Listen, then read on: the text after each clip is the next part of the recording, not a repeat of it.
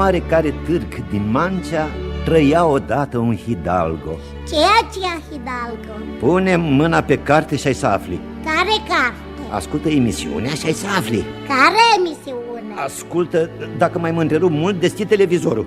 Nu te mai întrerup, spune. Era acest hidalgo dintre cei care își păstrează sulița la locul cuvenit, au un scut vechi rotund, un cal înalt și slab și un ogar de vânătoare. Și vânează? Și vânează gloria. Dar pentru asta trebuia ca mai întâi să primească investitura de cavaler.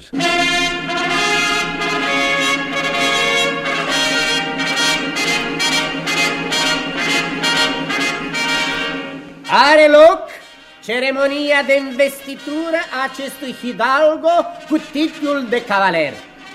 Persoanele slabe de inimă sunt rugate să părăsească emisiunea.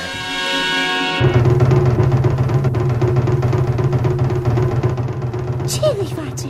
Îl înnobilează cu o gheoagă în moalele capului. Au!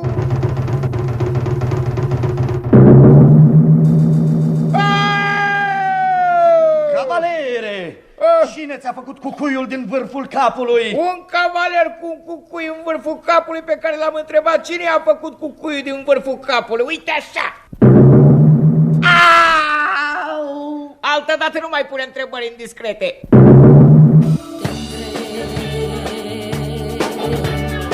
De unde ai lumina ce arde în ochii tăi?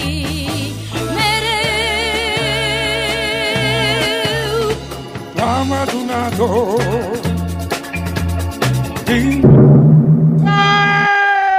Și astfel a apărut pentru dumneavoastră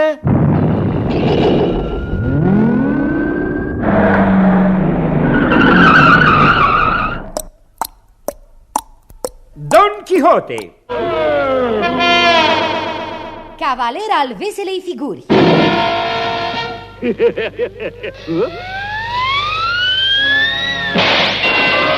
Parafrază romanescă La cartea lui Miguel Cervantes, îndrăznită de Alexandru Vilan și Dan Ursuleanu.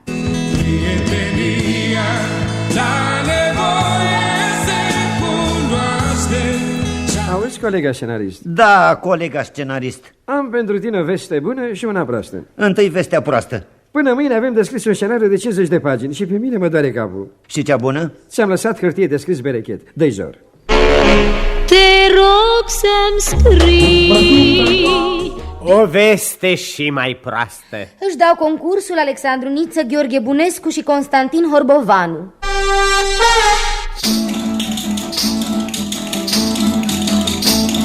Gavote Hote. și alte cântări plăcute lui Don Quixote. Prin bunăvoința redactorului muzical Nicolae Duțu.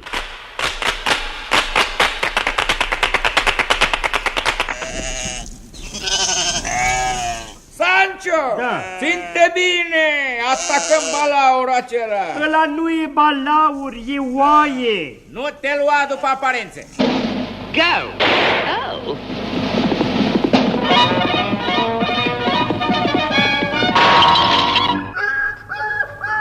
Ah, iarăși s-a amestecat vrăjitorul acela! Merlin! Nu! Vrăjitorul efectelor tehnico-muzicale! Mihai Roman!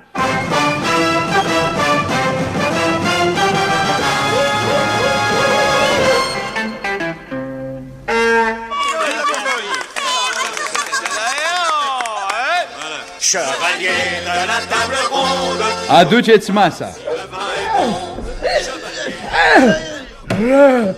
Oh, maestre, am adus masa, cum ați dat dispoziție. Nu masa pătrată. Dar care? Masa rotundă a cavalerilor mesei rotunde.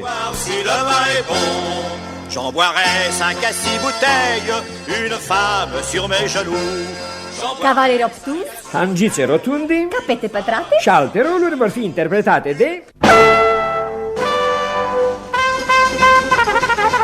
Ștefan Mihailescu Brăila, Rodica Tapalagă, Horia Șerbănescu, Constantin Băltărețu, Iarina Demian, Anda Călugăreanu, Dumitru Furdui, Sorin Gheorghiu.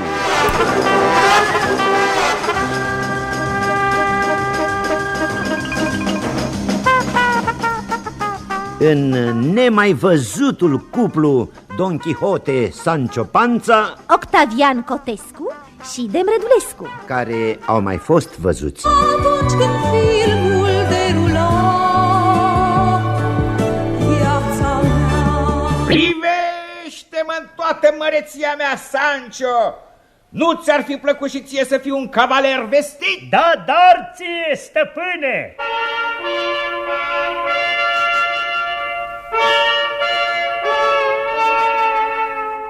Cavaler al regiei artistice?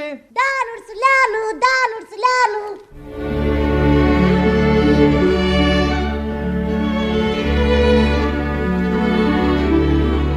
Povestea noastră abia de acum începe. Don Quixote are un titlu cavaleresc, dar nu are încă arme pe măsură. Să vă luăm măsura pentru lance. Ce înălțime aveți? 1,98 m, călare am și mai mult. Lăsați calul. O să vă fac o lance cu 1 metru mai înaltă decât statura dumneavoastră. Meștere, armura pe care mi-ai făcut-o e cam mare. Mare? Cum mare, nobile Hidalgo? Păi nu vezi? Pantalonii. Mi se par lungi? Păi eu fac câțiva pași înainte ca ei să înceapă să se miște din loc.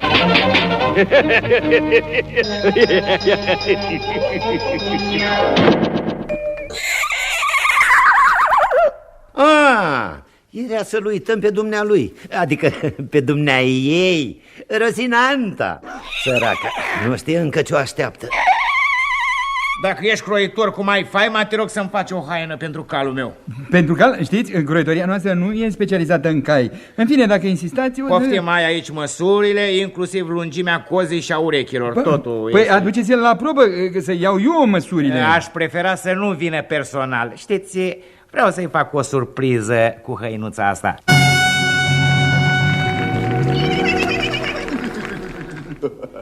Doctore, Rosinanta mea este îngrozitor de slăbuță. Da, văd. Ce să fac cu ea? S-o scot la păscut? Pentru nimic în lume. Iarba n-are decât 4 calorii.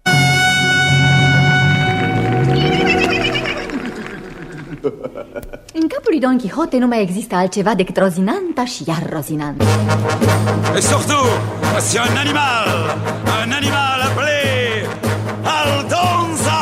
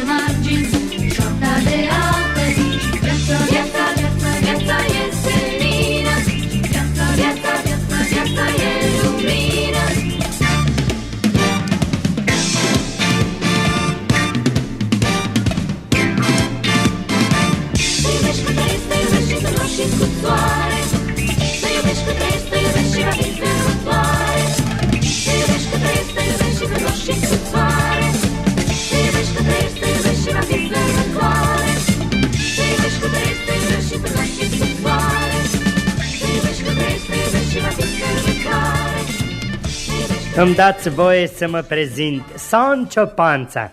Don Quixote m-a tocmit scutier, dar n-am scut, trebuie să fac rost de unul. Aș vrea să cumpăr un scut, unul solid, de vreo 12 kg. Dar regret, scuturile nu se dau la kilogram. Da, atunci dăm unul de vreo 12 litri.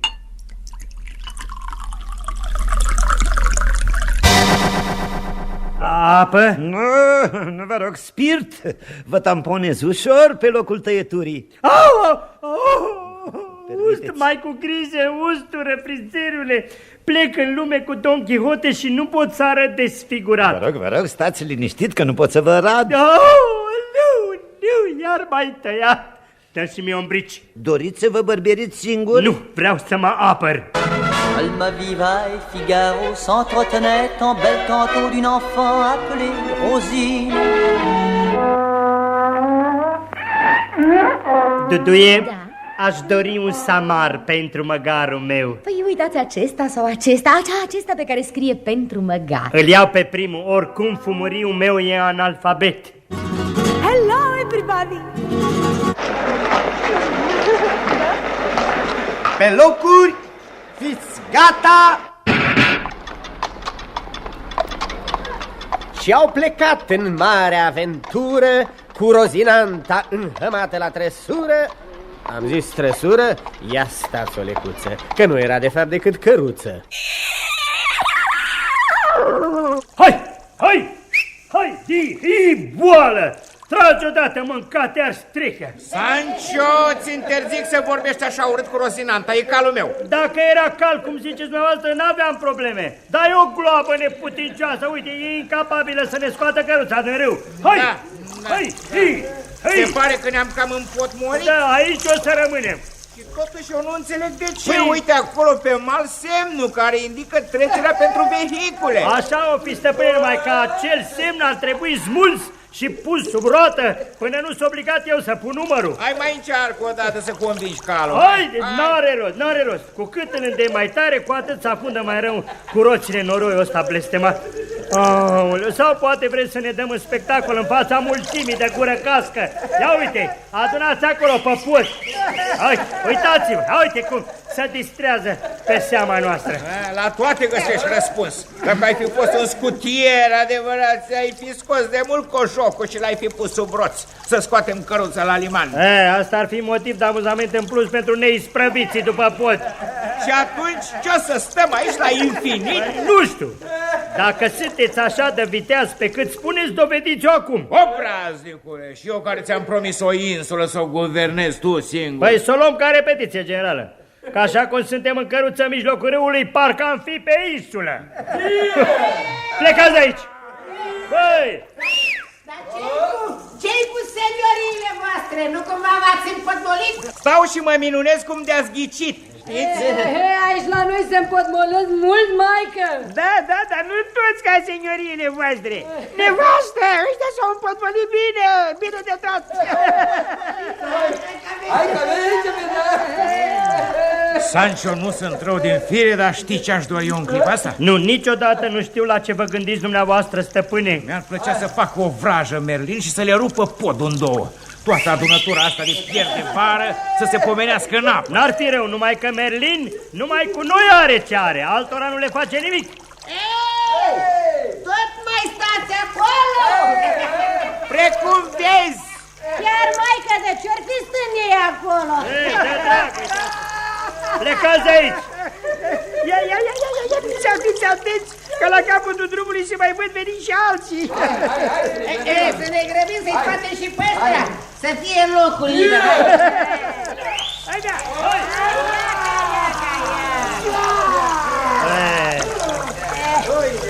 V-am scos la liman, plata vă rog. Să rămână, domniță, cât face?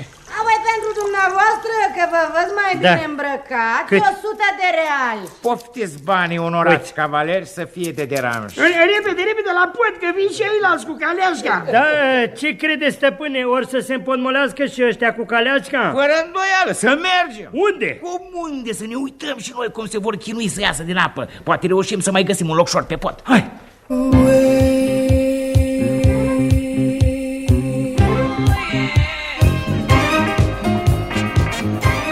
renunțăm la căruță, mai rău ne încurcă. Și proviziile? Le abandonăm, ne vom hrăni din pescuit. Tot avem râul la îndemână. Uite, am adunat aici niște momeală. Râmele astea prăpădite, credeți că e o momeală bună? Categoric, când o mănâncă, peștii șling degetele. Uite aici, Dita mai Crăpceanu. Tu câți crapi ai prins? 1, da dumneavoastră, seniore. Mult mai puțin. Stăpâne, mi-ați promis că o să mă faceți guvernatorul unei insule. Răbdare, Sancio, toate la vremea lor. Până atunci trebuie să mă ocup puțin de educația ta, că ești cam necioplit. Bine, cu ce începem? Cu geografia. Așa. Ia spunem, dacă la stânga e vestul, la dreapta e estul și în spate sudul, ce este în fața ta? Dumneavoastră, seniore. Și pe urmă ești cam burtos, Sancho? Da, ce să fac? Guvernator, dar nici chiar așa. Așa e familia noastră, plină. Trebuie să faci gimnastică. Cum adică? Uite cum, mai întâi ia poziția de drept. Drept! O iau, ușor. Așa. Pe urmă întinde mâinile înainte. Așa. Stați puțin. Acum ridică piciorul stâng până la mâna dreaptă. Aoleu. Și piciorul drept până la mâna stângă. Aoleu. Dar eu pe ce mai stau în poziție de drept?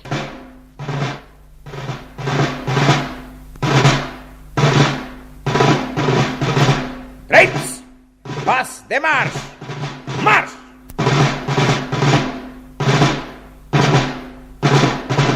Pas de tango! Tango!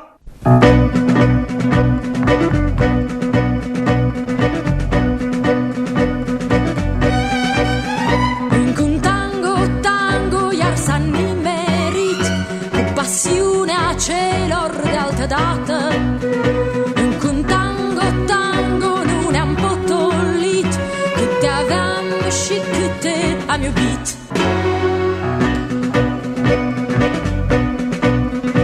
Încă un tango, să nu-l pot uita, cu tot focul celor de altă dată.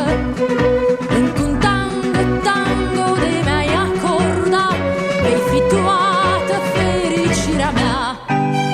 Încă un tango, iar m-a îmbătat cu parfumul celor de altă dată.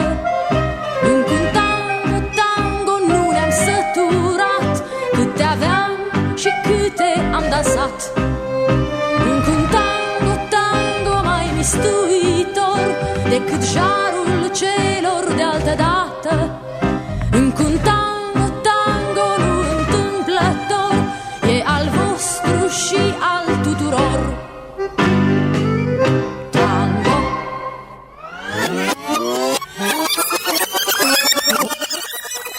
Merge de îndăratelea. Muzica?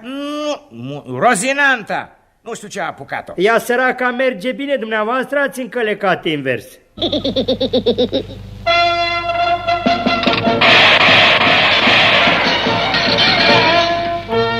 Vai de mine, stăpânul meu a încălecat cum nu trebuie și a căzut de pe cal. Aoleu, și-a accidentat grav? El nu, cine știe ce, în schimb armura e distrusă. Partea proastă e că tocmai o ștersesem de praf. Nu ține cont că m-am lovit de mă dor toate oasele. Important e că pot face ce vreau cu viteșia mea. Atunci, stăpâne, poate că îți vei face o armură ca lumea.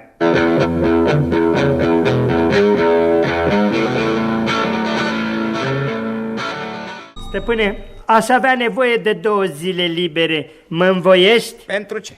Trebuie să dau o fugă până acasă. Nevastă mă face curățenie generală și are nevoie de mine. Nu te învoiesc. Astăzi și mâine ne așteaptă aventuri grele. Îți mulțumesc, seniore. Știam eu că nu o să mă părăsești la greu.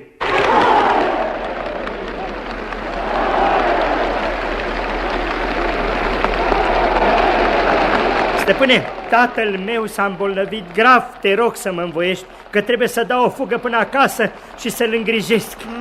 Curios.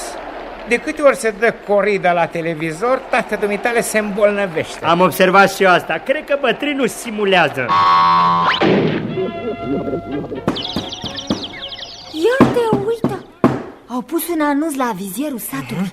Ce scrie?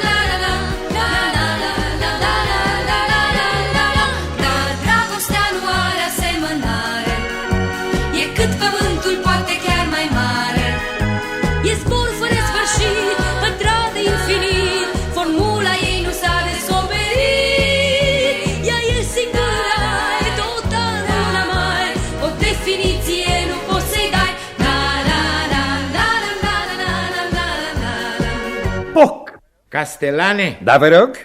Azi noapte locatarii din odaia de deasupra camerei mele mi-au făcut aceeași figură de noaptea trecută. Pe la ora 3 au început să sară prin cameră, să ciocănească în podea, să... Presupun că v-au trezit din somn. Nu dormeam, dar nici n-am putut să mai nituiesc armura cu zgomotul acela infernal.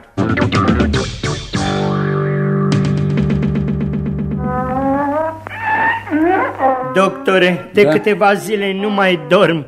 Măgarul meu rage tot timpul, pic de oboseală. Ai nevoie de multă liniște, de somn. Uite, scriu aici o rețetă. De 3 ori pe zi o tabletă de luminal. Înainte de masă? După. Dar nu le iei dumneata, le dai măgarului. Sancho, da? Privește aici o știre la gazetă care ne interesează în cel mai înalt grad. Ce știre? La ora 11 sosirea catârilor la expoziție, la ora 12 sosirea jurului care acordă premiile, la ora 13 masa comună. Și ce legătură avem noi cu catârii ăștia? Nu sunt catâri, sunt uriași deghizați. La ora 13 atacăm! Este ora 13. Hai! Păi ei!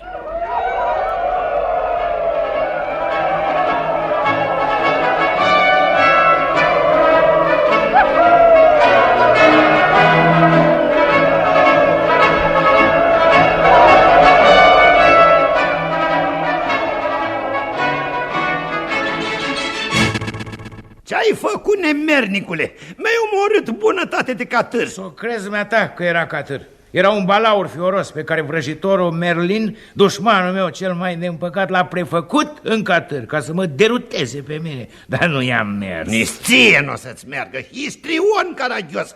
Hai să-mi plătești catârul și gata. Nu plătesc nimic, ignorantule. Ei, lasă, că aranjăm noi povestea asta la primărie. Te iau de guler și la primărie. Ești ușor, bădăranule, că-mi turtește armura. Nimic, la primărie. Să-mă în pat. Alo? Alo? Deschideți repede! Avem o problemă de împărțire a dreptății.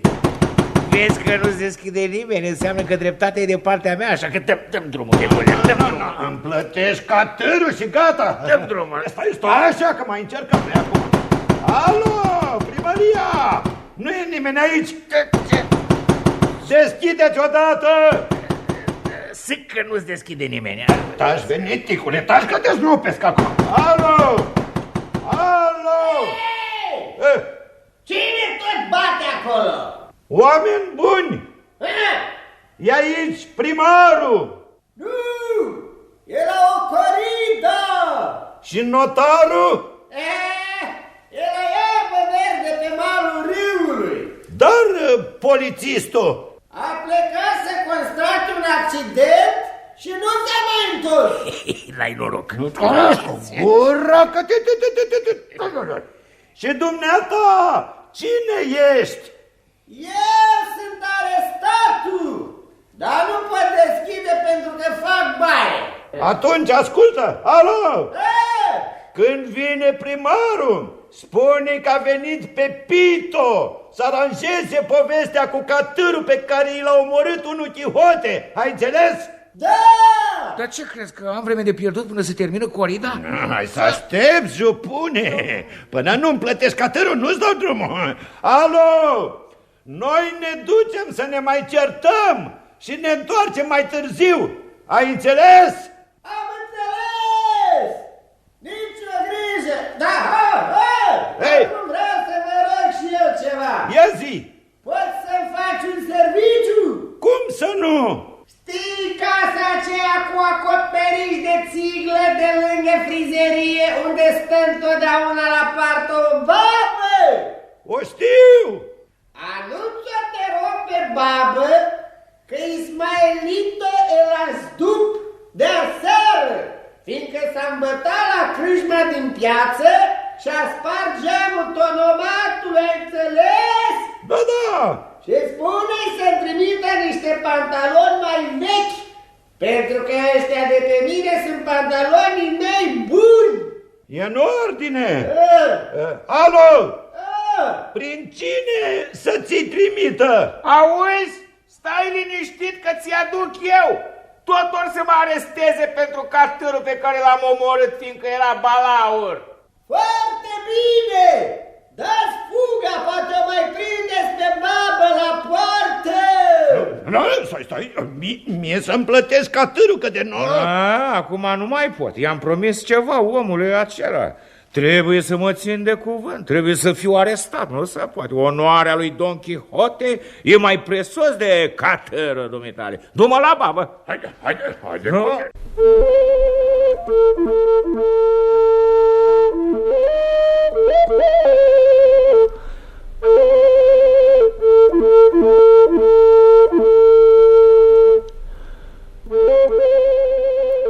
Menestrelule, recunoști că doamna Dulcinea din Tobozo e cea mai frumoasă femeie din lume? Eu nu-s menestrel, eu mi-s păstor. Nu te preface și recunoaște ce ți-am spus să recunoști, altfel... Altfel ce? Altfel te provoc la duel cu lăncile. Păi eu n-am lance, ai numai dumneata. Atunci ne vom duela pe rând. Întâi eu. Tot eu. Stăpâne, am o idee grozavă. Dacă și în rândul următor continuă să dea în dumneavoastră, dați și dumneavoastră în el. Eliberați ringul. Începe repriza a doua. Tot eu!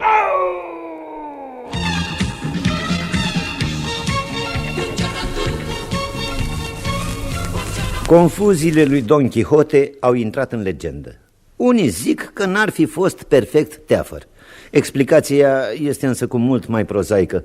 Cavalerul Veselei Figuri era miop și își pierduse ochelarii într-o luptă. Așa că, moară de vânt sau om, la el erau tot una. Adică telea ceva alburiu plutind în ceață.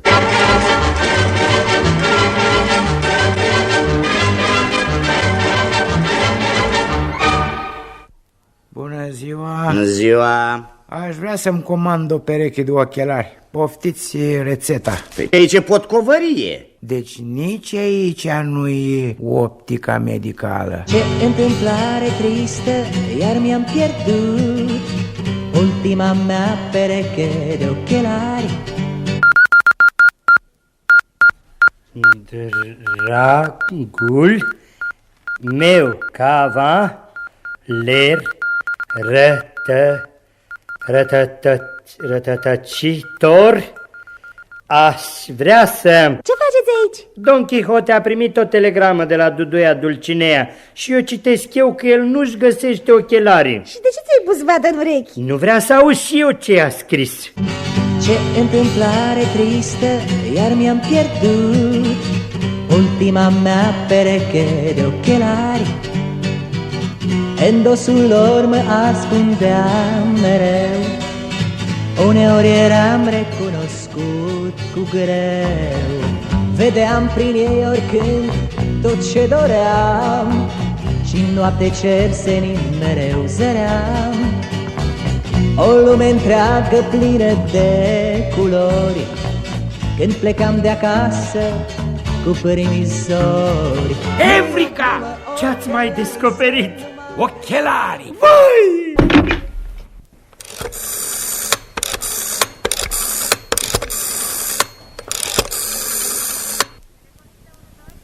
Telefonista 12, ce doriți? Un număr. Numele? Dulcinea. Adresa? Tobozo. Numărul? Păi asta vă cer eu. Numărul casei? Nu mai are. Numărul era bătut pe gard, dar a căzut. Dulcinea din Tobozo, notați, vă rog. 2437. Mersi, domnișoară. Deci, 2, 4, 3, 7. Alo? Alo? Cine e acolo? Magazinul de încălțăminte. Scuzați, mi s-a dat un număr greșit. Veniți cu bonul și vi-l schimbăm. Sancho! Ordonați? Lasă asta. Uite ce te rog, nu reușesc să o prind pe prințesa inimii mele la telefon. Dă o fugă și du-i un mesaj din partea mea. Să dau o fugă cu amărâtul ăla de catăr al meu, glumiți? Nu poți cu catărul, ia trenul. Și să vii urgent cu răspunsul.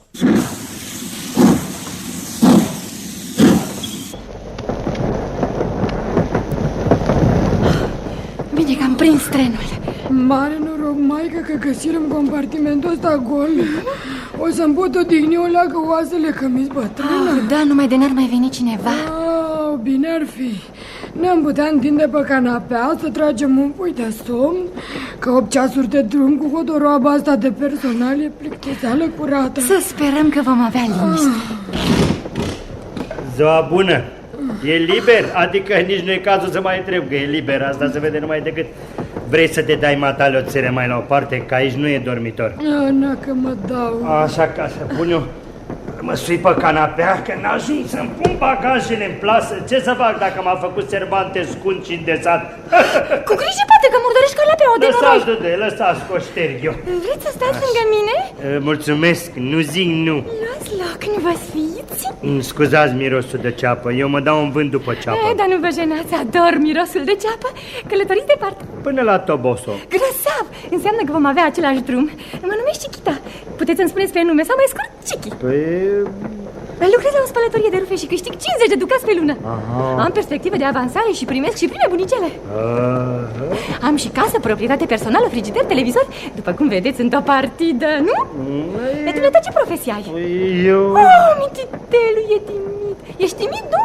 Deci necăsătorit. Păi nevastă mea... Nu te iubește. Ești lipsit de dragostea unei femei splendid.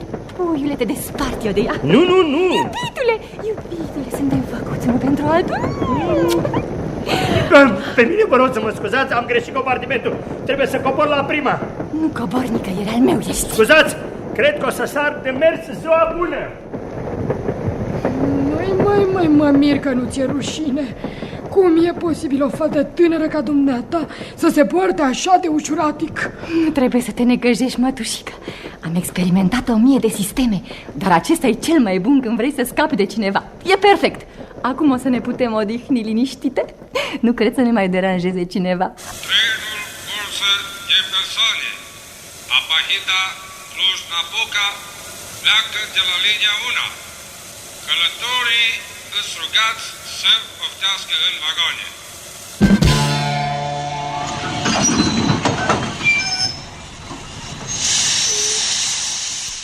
Te-ai și întors? Da. de-a ști peste ce pacoste am dat în tren. Nu mă interesează, spune-mi repede despre Dulcinea. Dacă îmi dați 50 de reali, vă spun ce apropouri a făcut poștașul doamnei Dulcinea. Ține banii, ce i-a spus? I-a spus: bună ziua, azi n-aveți nicio scrisoare.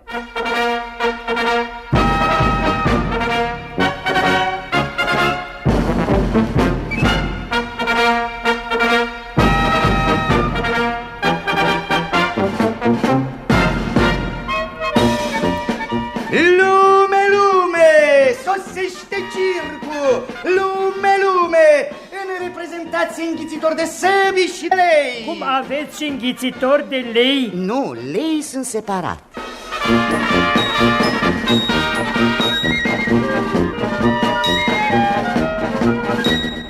Senior director, pentru reprezentația de astă seară să-mi dați 5 săbi. Cum, nu mai ai săbi? Ți-am dat 10 săbi alaltă. Lenghit, senior director, lenghit adevăratele, nu e niciun truc. Lenghit? Atunci du-te la un psihiatru. Nu mă ruina pe mine. Gata, concediat.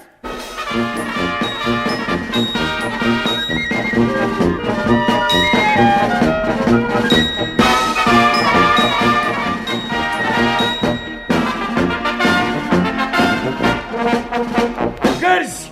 Arestați-mă imediat, repede! Am aruncat cu lancea într-un leu de-al circului. Și l-ai omorât? Tocmai că nu! Dintr-o clipă în alta trebuie să apară. Sosește circul, doar 2 zile stă în oraș. Sosește circul, cu clownul vesel și poznaș.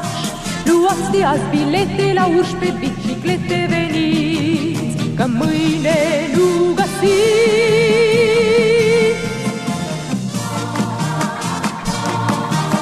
Sosește circul! Ducesă! Fiul dumneavoastră a aruncat cu o cărămidă după mine și mi-a spart coiful. V-am fi recunoscător dacă ne-ați înapoi cărămida, știți? Împreună cu soțul meu, Ducele, colectăm aceste trofee ca să ne amintim de poznele copilului. Scutier, dacă ești așa de amabil să transmiți stăpânului tău că am fi onorat să ne fie oaspete la castel. În fine, un castel adevărat. Nebunul ăsta de stăpânul meu e în stare să-l ia drept han. Sper că senior Don Quixote e un om serios, nu? Bineînțeles. De când ne cunoaștem nu mi-a zâmbit niciodată. Mona Lisa, Mona Lisa, fată dragă. Aveți și Mona Lisa? Eu știam că e la Louvre. Nu, acesta este un El Greco. E mândria galeriei de pictură a castelului nostru. Da, ciudat, văd că tabloul e desenat cu un pix cu pastă. Nu are a face cu ce e pictat, dacă e veritabil.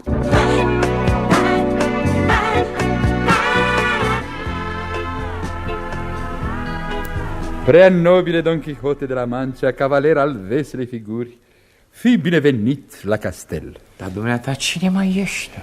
Ducele, stăpânul acestui domeniu. În cazul ăsta plecăciune, lumineția ta. Ne-am bucurat mult să-ți putem fi pe plac. Care ți-e dorința? Aș dori să-mi prezentați castelul. Perfect. Să începem chiar cu această cameră albastră.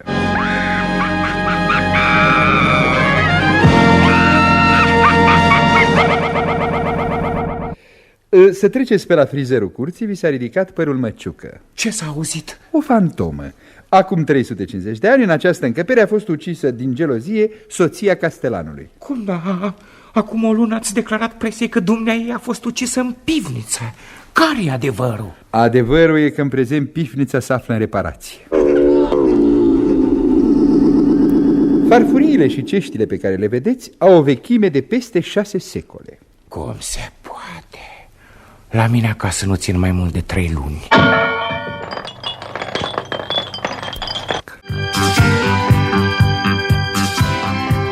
Și cum, prea nobile cavaler, vorbești serios? Da, măre, te duce, mă jur. Va să zică, ai citit poemul modernist al poetului Cardenio, intitulat Suava Paracenteză. Citit?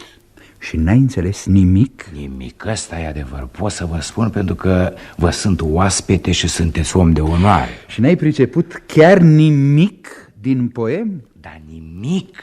Și nici nu pricep. De ce n-am priceput?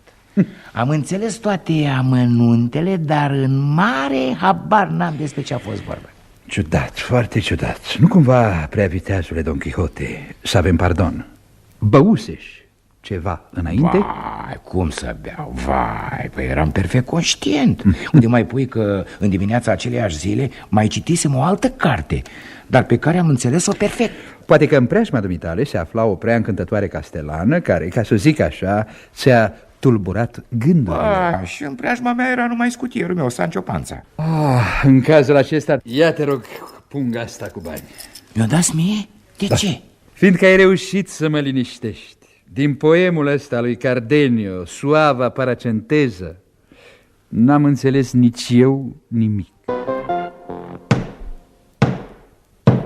Anunțăm că astă seară ducele și ducesa vor da un bal în cinstea preacurajosului lor oaspete. Balul fiind radiodifuzat, ușile se închid cu un sfert de oră înaintea celor fără invitație. Ținuta obligatorie. Ținutul obligatoriu să predea birurile.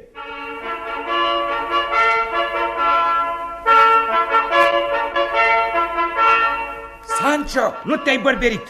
Cum vrei să mergi așa la balul ducelui? Ba, m-am bărbirit, numai că am uitat să-mi pun lamă în aparatul de ras.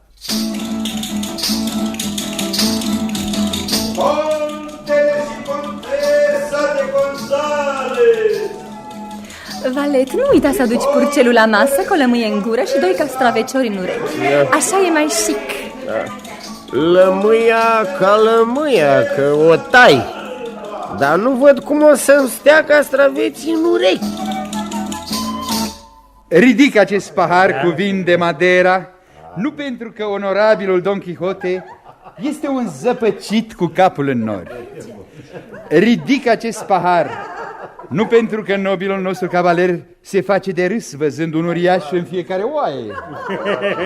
Ridic paharul, nu pentru că Don Quixote este un caragios anacronic, ci ridic acest pahar pentru că Don Quixote este un cavaler înțelept, viteaz și distins, care ne face cinste.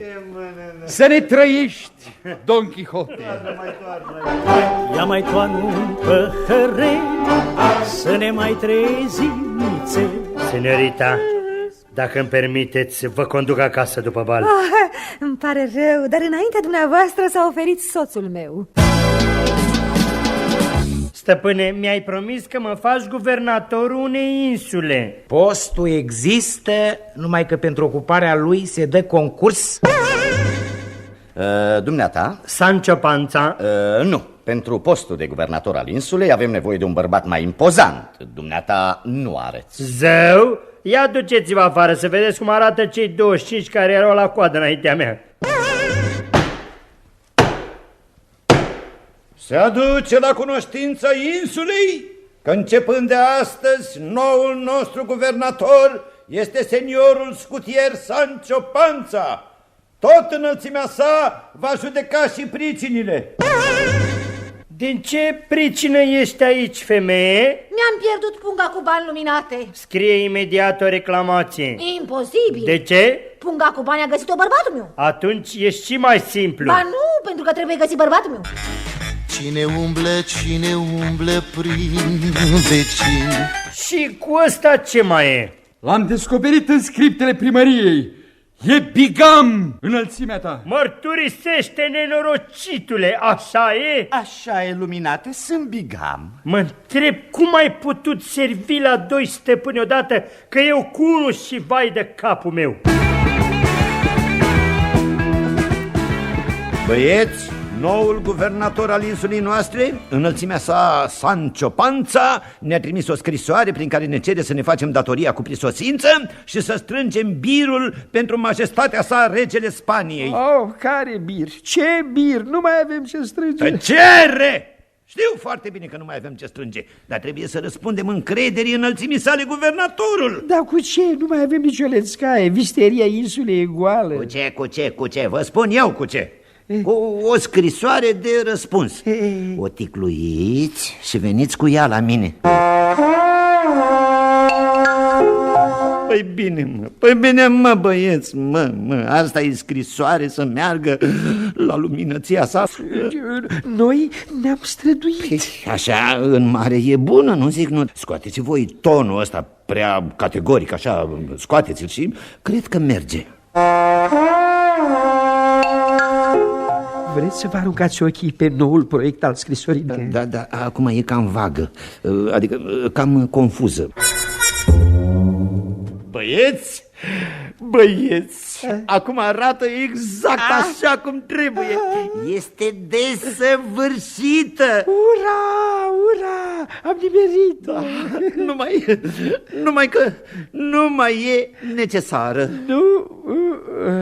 Cum așa? Păi, prăpăditul ăla de scutier, Sancho Panza, nu mai e guvernatorul insulei. Cum, adică luminăția sa? Nu mai e luminăția sa? Păi da, voi n-ați citit cartea. Ce naiba, mă, băieți, mai lăsați conțopistica asta, dacă mai lăsați scrisorile, mai puneți voi mâna pe o carte și mai cultivați-vă, că e păcat, dar se poate.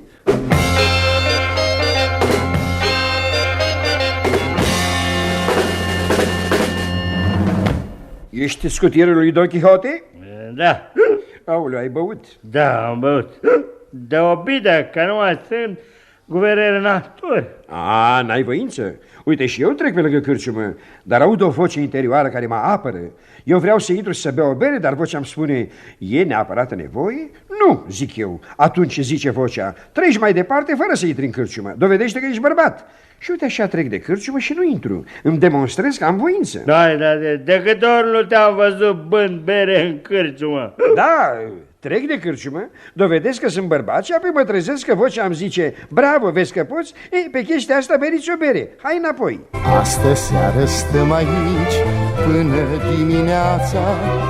Bucur, Sancho, că ai renunțat la pahar și te-ai decis să începi o viață nouă. Cine, eu? Da, te-am văzut, am fost încântat să te văd aseară la balul ducelui. Deci acolo am fost. Sancho, ce-i cu păstorul acela? Tunde caprele și vorbește cu ele. Ce-i nebun? Nu e nebun, dar înainte a fost bărbier.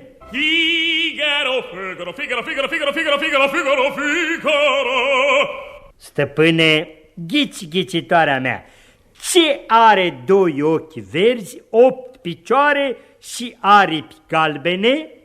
Nu știu, ce e? Nici eu nu știu, dar ți-a intrat adineauri pe sub armură.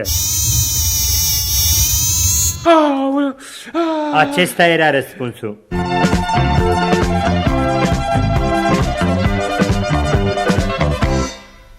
Mă iubești poate, dar poate nu. Mă întreb când mă vezi în tu. Să mai sper poate, dar poate nu. Mă întreb încă o dată, iar tu un răspuns ți-aș fi dat mai de mult. Dar am vrut mereu să te ascult. Astăzi aș vrea să-ți mărturisesc despre tine tot ce gândesc. La la la la la la la la la la.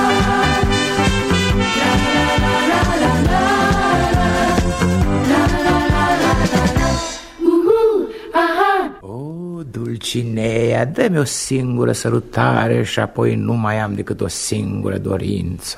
Care, nobile Hidalgo? Încă o sărutare. Dulcinea, de ce ori de câte ori te sărut, închizi ochii? Chiar nu știi de ce? Nu. Uită-te în oglindă și ai să afli. Aha, aha, vrei să te crezi romantic? Aha, aha. Dulcinea, doamnă și domnița gândurilor mele, de ziua ta vreau să-ți dăruiesc un colier cu atâtea perle câți ani ai. În cazul ăsta trebuie să-ți fac o mărturisire. Ți-am ascuns adevărata mea vârstă. Aha, aha. Neasemuitul meu cavaler rătăcitor, dă-mi voie să te sărut și să spun din toată inima la mulți ani. Mie? Pentru ce? Cum? Ai uitat că azi e ziua ta? Zău! Păi? Ca să vezi, n-am ținut niciodată minte ziua mea de naștere. Nici măcar Cervantes n-a ținut-o minte, că în carte nu scrie de ea. Vezi? Să nu te mai îndoiești de iubirea mea. Uite, ți-am luat și un cadou. Ce cadou? Ceva? Sper să-ți placă mult. O cravată verde minunată. O să o leg la gât peste armură. Cum ai să faci un lucru atât de lipsit de gust? Renunți la armură și spui cravata cum trebuie, la cămașă. Bine, regina inimii mele, renunț la armură. Așa? Gata, renunț la armură. La urma urmei, cu sau fără armură, voi putea învinge pe toți uriașii din lume. Numai că verdele ăsta nu prea se potrivește cu sacou. Cum, dar știi bine că altul n-am. Mă gândesc că dacă i-am tăiat mânecile, s-ar vedea mai puțin din el și contrastul ar fi mai puțin izbitor. Bine, sufletelul meu regesc. Dacă zici tu să-i tăiem mânecile. Așa, ia îmbrac acum sacoul fără mâneci. L-am îmbrăcat. Cravata se asortează? La sacou, da, dar acum nu se mai potrivesc pantalonii. Cum? Cravata asta merge cu niște pantaloni bufanți. Nu sunt de acord. Pantalonii bufanți scurtează picioarele. Nu-ți face probleme? Au de unde să se scurteze, că parcă ai umblat pe catalige. Poate ori fi lungi, dar până acum n-am fost caragios, să știi. Bine, dragul meu, nu vrei pantaloni bufanți? Am putea eventual să facem din ei un short. Așa mai merge, da. Pentru lunile astea de vară e foarte potrivit. E căldura asta, neîntreruptele mele lupte sunt foarte obositoare și nădușesc și... Da, unde mai pui că mereu mi se strică dunga de la pantaloni. Așa rămâne. Cravata vine bine cu shortul. Facem short.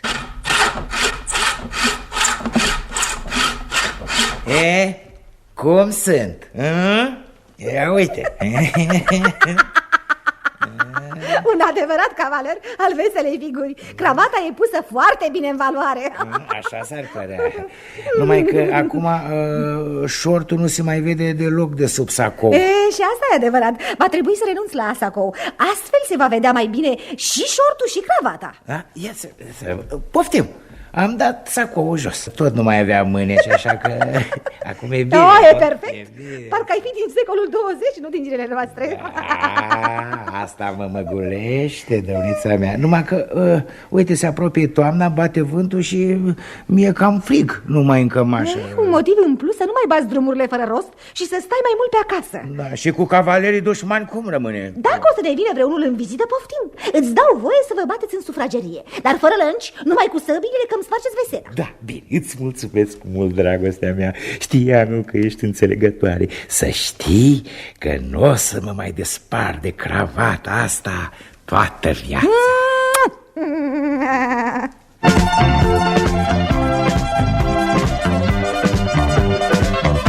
De atunci au trăit mult și fericiți.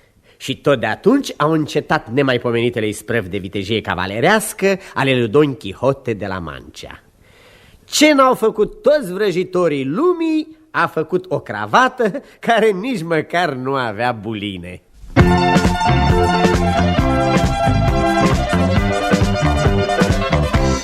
Apropo, nevastă, de ce cravata asta n-are buline? Îți mai aduce aminte ziua aceea cu mulți ani când ți-am cumpărat cravata? Păi cum să nu? Din ziua aceea am devenit un nimeni. Ei bine, trebuie să-ți mărturisesc un lucru pe care până azi ți l-am ascuns. Ce lucru? Când am cumpărat cravata de la magazin avea buline, dar aveam o migrenă teribilă și până acasă le-am luat pe toate. Astfel s-a retras Don Quixote din cariera de cavaler activ și s-a lăsat la batere. Din acel moment, viața lui a devenit mult mai plictisitoare. Auzi, bărbate? Da. Am auzit că la Madrid sunt 3 milioane de șobolani. Deștepți și madrileni ăștia. În loc să-i stârpească, ei numără. 4, 3, 2, 1, ignition! Alo, unde pleci așa ca o rachetă? La club, mamă. Ia mai scutește-mă cu clubul al vostru, progresul mesei rotunde. Alaltări mi-ai venit la 2 noaptea, ieri la 4 noaptea. Păi ăsta nu e un progres?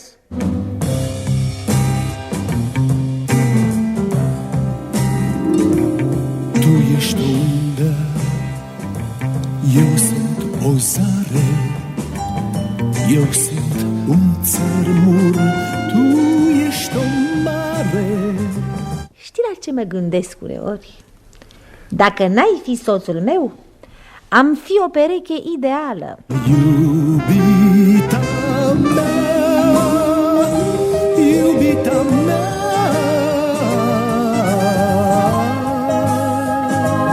iubita mea. Ați auzit? Don Quixote a fost la Barcelona și s-a întors cu o gripă. Atâta drum pentru o gripă pe care putea să o ia din primul han.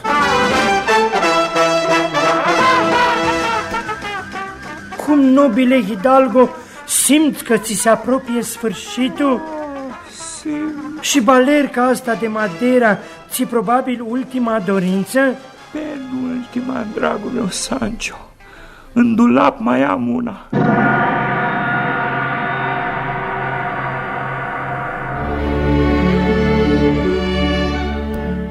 Despre dispariția acestui mare cavaler rătăcitor nu se cunoaște cine știe ce. Nici măcar el, în propriile sale memorii, nu dă nicio lămurire. Don Quixote de la Mancha!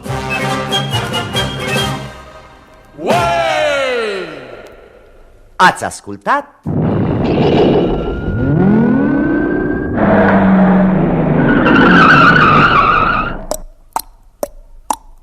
Don Quixote,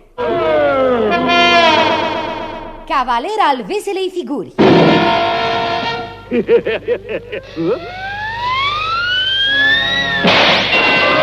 Parafrază romanescă la cartea lui Miguel Cervantes, îndrăznită de Alexandru Vilan și Dan Ursuleanu.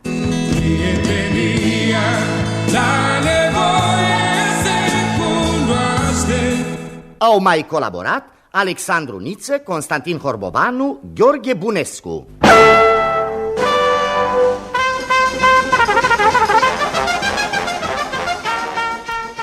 Nu vrei să intri și dumneata în cercul coautorilor? nu, mi-e frică să nu mă ard. De ce? Cercul are 360 de grade.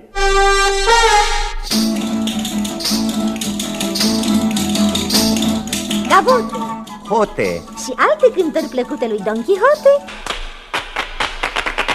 Prin bunăvoința redactorului muzical Nicolae Duțu.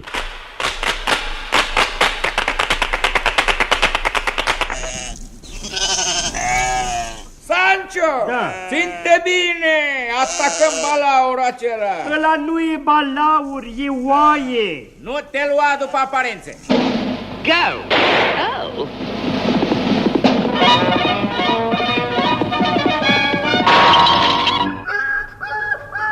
Ah, iarăși s-a amestecat vrăjitorul acela! Merlin! Nu! Vrăjitorul efectelor tehnico-muzicale! Mihai Roman!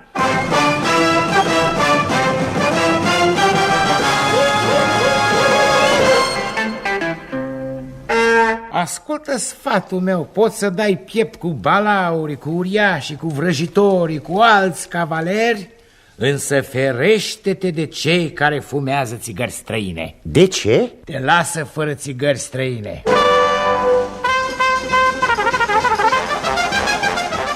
Au fumat anecdote și momente vesele Octavian Cotescu și Dem Rădulescu, Ștefan Mihailescu Brăila și Rodica Tapalagă, Horia Șerbănescu și Anda Călugăreanu, Iarina Demian și Constantin Băltărețu, Dumitru Furdui și Sorin Gheorghiu.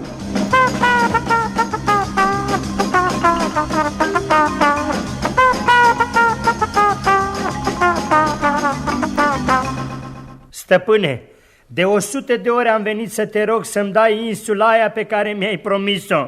Cum, obraznicule, și azi vii iar? Dragă Sancho, cum bine știi, faptele mele de vitejie sunt nenumărate. Da. Și acum voiește lumea de câte victorii cavalerești am obținut. Da. Mor de vânt, catâri, berbeci, de toți am învins. Da. Da, acum să vorbim și despre tine, dragul meu. Da. Ia spune tu, ai citit romanul Don Quixote?